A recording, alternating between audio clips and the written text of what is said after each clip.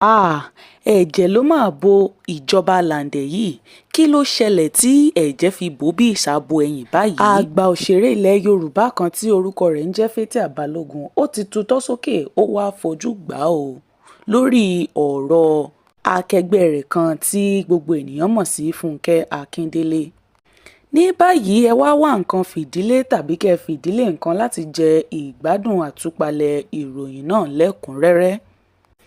Gbajúmọ̀ kan tí ó máa ń ṣe àwọn eré kéékèèké lórí ayélujára tí a mọ̀ sí Ganiyu Kẹ́hìndé Mọ̀rúfù tí gbogbo àwọn olólùfẹ́ rẹ̀ sì máa ń pè ní ìjọba làǹdẹ̀.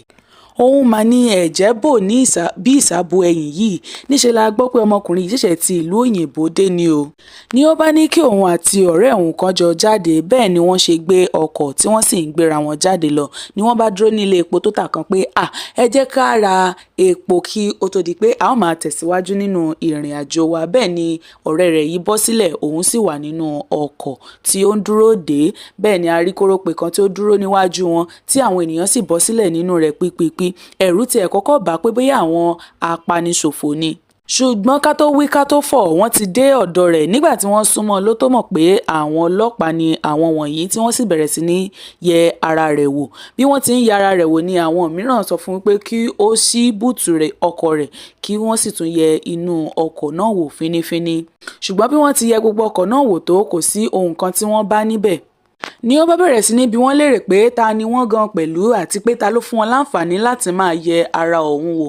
Ká tó wí ká tó fọ̀ ọ̀kan nínú àwọn ọlọ́pàá wọ̀nyí wọ́n ti gbé ìṣẹ́ fún ní ẹ̀yinjú. Tó ń tẹnu ẹ̀ ní ọ̀rẹ́ rẹ̀ náà bá sì dé bẹ́ẹ̀ ni wọ́n yẹ ara ọ̀rẹ́ rẹ̀ náà wò tí wọ́n sì ń yẹ̀ wọ́n wò bíi pé olè ni wọ́n jẹ́. Nígbà tí wọ́n sì wo gbogbo inú ọkọ̀ wọn lọ́tùn lósì tí wọ́n ti yẹ gbogbo ara wọn náà wò tí wọn ò rí ohunkóhun, wọ́n gba ẹ̀rọ ìbánisọ̀rọ̀ wọn. Owó tí wọ́n sì gbà lọ́wọ́ wọn náà ó tó $1,000 ó tún lé pẹ̀lú.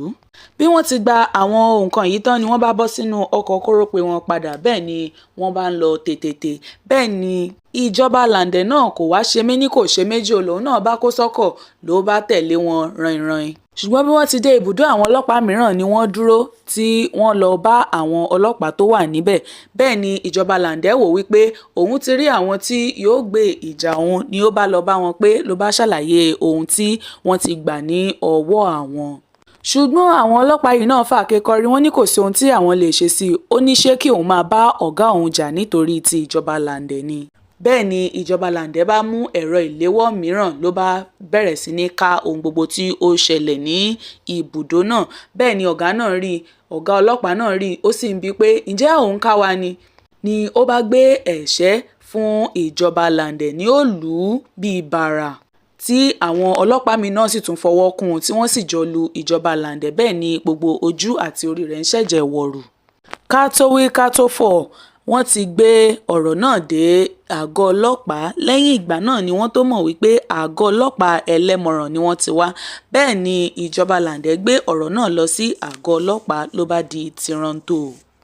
Lẹ́yìn ọ̀pọ̀lọpọ̀ atótónu àti àròyé tó gùn gbọrọ ni wọ́n tó rí ohun gbogbo tí wọ́n ti gbà lọ́wọ́ wọn tí wọ́n gbà á padà fún wọn tí olórí ọlọ́pàá náà sì gbé wọn lọ sí ilé ìwòsàn láti tọ́jú ara wọn. Ìjọba làǹdẹ̀ wá dúpẹ́ gidigidi lọ́wọ́ alukoro àgọ́ ọlọ́pàá ẹlẹ́mọ̀ràn yìí wípé wọ́n gba àwọn lọ́wọ́ àwọn jàǹdùkú wọ̀nyí wọ́n sì ṣe ìdájọ́ tí ó tọ́ fún wọn. Ìdájọ́ tí wọ́n sì ṣe fún wọn náà ni wípé wọ́n tì wọ́n mọ́ gbàgà ni o. Wọ́n ní kí àwọn náà lọ tọ́ gbàgà àwọn ọlọ́pàá wò. Àgbà òṣèré kan ní ilẹ̀ Yorùbá tí orúkọ rẹ̀ ń jẹ́ Fathia Balogun ni ó tutọ́ sókè tó fojú gbà ó lórí ọ̀rọ̀ akẹgbẹ́ rẹ̀ kan tí a mọ̀ sí Fúnkẹ́ Akíndélé. Ṣé akọ̀ròyìn orí ayélujára kan ni ó dá inú bí Fathia Balogun nígbà tí ayọ̀ ọjọ́ ìbí rẹ̀ ṣì ń lọ lọ́wọ́ ní pọ̀pọ̀ṣìnṣìn tí inú rẹ̀ sì ń dùn sìnkìn láti gba gbogbo àwọn àlejò tó wá kí i. Bí wọ́n ti ń kí i lójú ayé bẹ́ẹ̀ ni wọ́n tún ń kí i lórí ayélujára tí oríṣiríṣi àtẹ̀jíṣẹ́ sì ń wọlé sí orí ẹ̀rọ ìbánisọ̀rọ̀ rẹ̀. Bẹ́ẹ̀ ni Fúnkẹ́ Akíndélé náà sì kí i wípé ó kú ayẹyẹ ọjọ́ ìbí èyí tí ó ń ṣe lọ́jọ́ náà.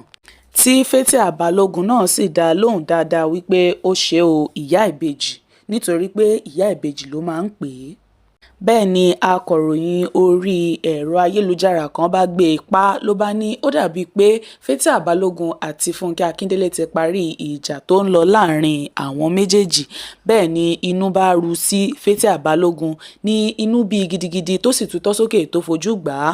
Ó ní kí ló dé tí àwọn ènìyàn máa ń fi wàhálà wá wàhálà fún ara wọn ná, wípé ohun gbogbo tó wù kó lè máa lọ láàrin àwọn pé àwọn ti parí rẹ̀ tipẹ́tipẹ́, kí ló dé tí àwọn ènìyàn máa ń wá ohun tí ò sọnù kiri.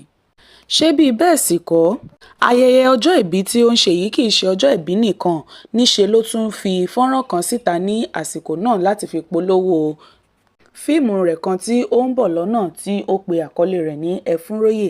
Èyí gan ni Fúnkẹ́ Akíndélé rí tí ó fi ń kí i wípé màmá ẹ mà kú oríire, òótọ́ náà sì dá lóhùn pé ẹ ṣeun ìyá ìbejì, tí ó sì fi àmì ìfẹ́ síwájú ìdáhùn rẹ̀ náà. Ó ní kí ló wá dé tí àwọn ènìyàn ó máa wá ohun tí ò sọnù kiri, wípé ọ̀pọ̀ aáwọ̀ tó máa ń ṣẹlẹ̀ gan kì í ṣe wípé àwọn ń dédé ń ṣe aáwọ̀, bí kò ṣe pé àwọn akọ̀ròyìn inú ayélujára yìí gan máa ń dá ọ̀pọ̀lọpọ̀ sílẹ̀ níbẹ̀, torí wípé ohun tí ò kàn wọ́n ni wọ́n máa ń wá kiri. Ṣùgbọ́n ohun kan tí ó ṣókùnkùn sí akọ̀ròyìn orí ayélujára yìí ni wípé òun ò mọ̀ wípé kò sí ìjà kankan tó ń lọ láàrin Fúnkẹ́ Akíndélé àti Fathia Balogun mọ́.